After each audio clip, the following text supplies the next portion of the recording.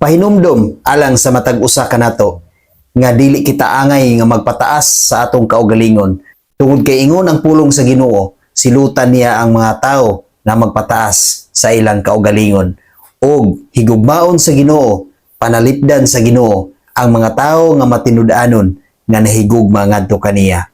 Salmo 31 bersikulo 23. Higugmaa ang Ginoo kamong mga pinili niya, panalipdan sa Ginoo ang mga matinumanon kaniya, apan silutan niya ang mga mapahitason sa angay kanila. Igsuon kitang tanan mga binuhat sa Dios.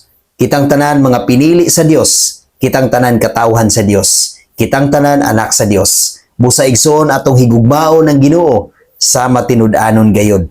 Tungod kay kung imo nang buhaton igsuon, panalipdan kita sa kanunay sa Ginoo ug panalanginan kita kanunay sa Ginoo ug atong maangkon ang kadaugan sa atong pagkinabuhi dinhi sa kalibutan.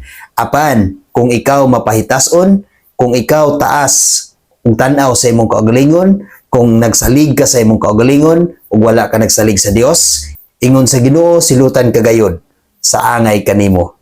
Maong igsuon ayaw pagsalig kung unsa ang naa kanimo kun dili saligi ang Ginoo sa matinud-anon gayud og higugma gayud ang Ginoo sa matinud-anon nimo nga paghigugma tungod kay dili gayud kita pasagdan sa Ginoo, panalipdan kita kanunay kaniya ug iya kitang ampingan. Amen. God bless sa tanan.